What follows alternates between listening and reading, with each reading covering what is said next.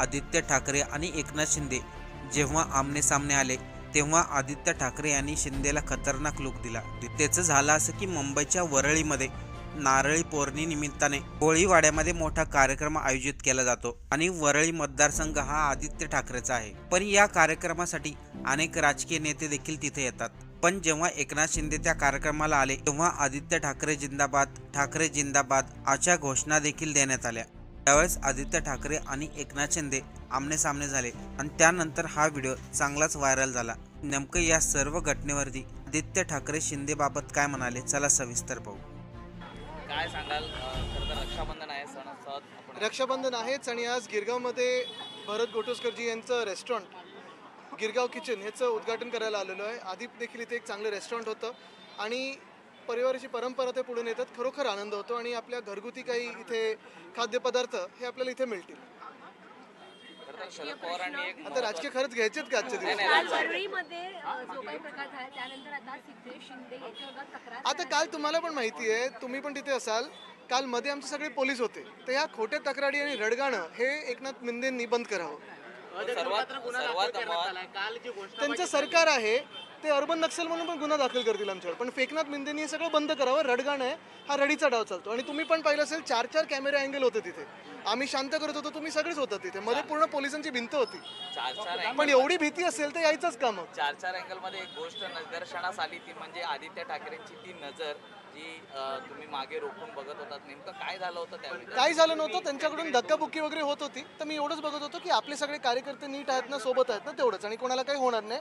कोळीवाड्यात आम्हाला शांतता पाळायची होती, काल सण होता आणि तो सण आम्ही साजरा करायला गेलेलो। खरं तर तुमचा जो दौरा होता हा पूर्वनियोजित होता। आदित्यजी, शरद पवार यांनी मोठा गौप्यस्फोट केला की विधानसभा निवडणुकीच्या आधी मला 2 माणसं भेटायला आली होती आणि 160 जागांचं मॅन्युप्युलेशन म्हणजे वोटरमध्ये जे काही मॅन्युप्युलेशन आहे ते करण्याचा त्यांनी प्रस्ताव माझ्याकडे दिलेला होता, असं त्यांनी असूही शकेल, कारण आपल्याला माहिती आहे अनेक वर्ष पवारसाहेब राजकारणात आहेत आणि त्यांचा अनुभव हा खूप मोठा आहे। अनेक निवडणुका त्यांनी आयुष्यात पाहिलेल्या आहेत आणि पहिल्यांदा कदाचित आपण पाहतोय की वोट्सची चोरी जी होती ती एवढ्या उघडपणे झालेली आहे। साधारणपणे निवडणूक आयोग भाजपच्या कार्यालयातून चालतं हे आता कळायला लागलेलं आहे। अनेकदा असं होतं की आम्ही निवडणूक आयोगावर बोलतो आणि झोमतं ते भाजपला। राऊतांनी खरं तर सकाळी राहुल गांधींचे आरोप खरे आहेत असं वाटतं?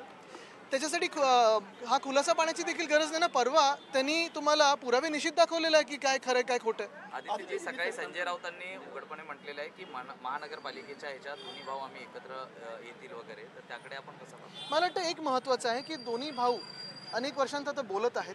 अनेक ठिकाणी आपण पाहताय आंदोलन असतील किंवा निवडणुका स्थानिक पातळीवर एकत्र लढत आहेत। पुढचा निर्णय मात्र दोघेही भाऊ घेतील, पण मुंबईच्या हिताचं असेल, महाराष्ट्र हिताचं असेल ते नक्की होईल। पण मग महाविकास आघाडीचं काय? की जर ठाकरे बंधू एकत्र आले, विशेष म्हणजे मुंबईमध्ये, तर आम्ही मधून बाहेर पडू। बघा, आता कोणाचा जर तरचा निर्णय असेल तो त्यांच्यावर असेल, पण मला वाटतं आता इकडचे जे लोक आहेत त्यांना किती निर्णय घेण्याचे अधिकार आहेत मला माहित नाही। देश पातळीवर इंडिया आघाडी म्हणून आम्ही सगळे एकत्र आहोत आणि संविधानासाठी लढत आहोत। स्वतःचं अस्तित्व टिकवण्यासाठी काहीतरी निर्णय घ्यावा लागेल असं काँग्रेसच्या आमदारांचं वगैरे खासगीत मत। हे आम्हाला खासगीत आहे ना, अजून कुठे जाहीरपणे सांगितलं? कबूतर खाण्याचा मुद्दा पुन्हा एकदा पेटला आहे। कबूतर खाण्यावरती खाणं पिणं बंद केलं असलं तरी देखील आता काही नागरिक आपल्या गाड्यांवर खाणं पिणं खायला देतात। आता तुम्ही इथे या खायला थोडं गिरगाव किचन मध्ये। हम देख रहे हैं कि राहुल गांधी ने वोट शुरू को लेकर बात कही, अब शरद पवार ने भी वही बयान दिया। बिल्कुल, हम ये पहले से ही कहते आए हैं, बहुत दिनों से कह रहे हैं, और ये हम सिर्फ हारने के बाद नहीं तो लोकसभा में जो हमारा परफॉर्मेंस रहा उसके बाद भी हमने कहा है कि देश भर में कहीं ना कहीं वोटों की चोरी हुई है। कहीं ना कहीं चुनाव आयोग जो है वो भाजपा के कार्यालय से ही चलता है, भाजपा के दफ्तर से चलता है। राहुल गांधी जी ने जो दिखाया है वो सिर्फ हवा में बात नहीं कही है, वोट की चोरी को पकड़ा है। तो 1-2 ऐसे लोग हैं जिन्होंने 4-5 दफ़ा वोटिंग की है, 5 जगह अलग अलग वोटिंग की है, फ़ोटो सेम है, नाम सेम है, लेकिन आज इधर तो कल उधर ऐसी वोटिंग की है। तो मुझे लगता है कि चुनाव आयोग चुनौती देने से बदले एक काम करें कि चलो डिबेट करते हैं राहुल गांधी जी से। पूरा चुनाव आयोग आए, राहुल गांधी जी अकेले खड़े रहेंगे और डिबेट करेंगे। जो हम बता रहे हैं वो सही है गलत ये तो पता है, क्योंकि जो भी हमें इन्फॉर्मेशन मिली है उन्हीं के वेबसाइट से मिली है। तो क्या उनका वेबसाइट गलत है, रिकॉर्ड गलत है? आज जो हम 2025 में है, एआई के दिनों में इनको सीसीटीवी फुटेज ये करना, नष्ट करना है, तो कैसी बात चल रही है? हमारा देश और हमारे देश की संविधान और हमारे देश की लोकतंत्र खतरे में है। ना सिर्फ देश के लोग जानते हैं लेकिन दुनिया भर अभी जानने लगे हैं। बावनकुळे कह रहे हैं कि उद्धव ठाकरे हमने उत्तम सम्मान किया है। उद्धव ठाकरे को सोचना चाहिए कि उनको चिंता की जरूरत नहीं है। शायद वो थिएटर में जाते तो पहली लाइन में बैठे, हम पीछे के लाइन में बैठे। कहाँ कौन बैठे इससे ज़्यादा इम्पोर्टेंट है कि वोट की चोरी करके ये जो सत्ता हासिल की है उन्होंने, वो उस पर बात करें। जी, जिस तरीके से आज रक्षाबंधन है, देवेंद्र फडणवीस जी रक्षाबंधन को लेकर, लाडली बहन को लेकर उन्होंने आश्वासन दिया है कि 5 साल तक ये योजना चालू रहेगी और आने वाले समय में बिल्कुल इस 5 amount साल को तक increase चालू करेंगे। रहेगी, लेकिन बहना को मिलेगा ही नहीं, क्योंकि आज आप देख रहे हो एक तो कितनी 2-3 लाख तो कम कर दी है, कई भाइयों को भी मिल गई है लाडली बहन की योजना का जो रकम है।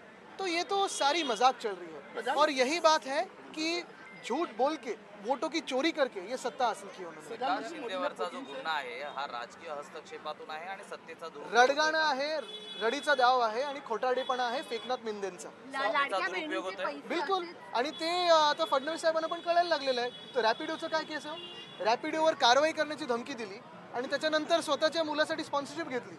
हे एक तर पहिलं तर कॉन्फ्लिक्ट ऑफ इंटरेस्ट आहे, त्याच्यानंतर ही दादागिरी आहे।